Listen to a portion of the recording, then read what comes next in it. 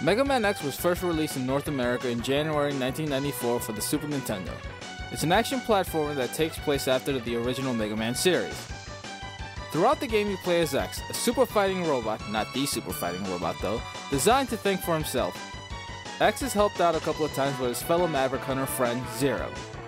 X and Zero's main mission is to eliminate the Mavericks, an evil group of robots that have gone against humans, and to stop the Maverick leader, Sigma.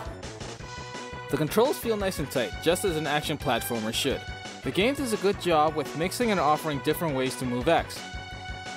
Most newcomers will start off by moving slowly to get a feel of how the movement works, and in the beginning parts, especially in the intro stage, the game will put you in positions in which you have to test out different ways of traversing the stage without overwhelming you. Towards the end though, players should be moving in a much faster and confident pace as they blast through enemies and gracefully go through obstacles. Just like the first Mega Man games, you are able to select different stages, and once you reach the end of the stage, you end up fighting a boss. If you defeat the boss, you are awarded a new power-up weapon which was used or is based around the boss you just defeated. And just like the older Mega Man games, a key factor to keep in mind is that each boss has a weakness to a particular power-up attack. Even though it's possible to beat these bosses with your main blaster and recognizing their attack patterns, these power-up attacks get the job done much faster. For players doing their first playthrough, one of the main goals is to find out which attack does best against each boss. This will cause the player to play a stage more than once, which isn't a bad thing because it gives the player a better chance to find power-ups. Power-ups such as hearts to expand your life, new equipment, and life tanks are all hidden throughout these stages. Some will require you to reach them by platforming your way over there, using newly acquired power-up attacks, or finding and beating mini-bosses. For a Super Nintendo game, it still looks great. The character sprites and the art for the stages still hold up really well after all these years. Without question, one of the best parts of this game is the soundtrack. For many of these songs, they were stuck in my head for hours, even though I might have just heard the stage song just once. Going back to play this game, I was still pretty dumbfounded by how catchy these songs were. Just listen to this.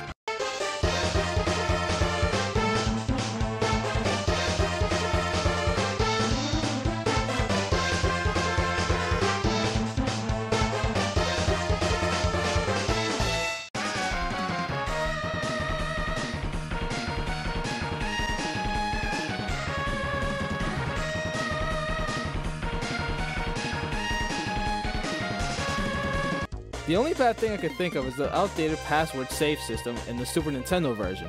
Though you could write down, look online, or in these days just take a picture of your code progress, it's still just a bit annoying inputting a long 12-digit code.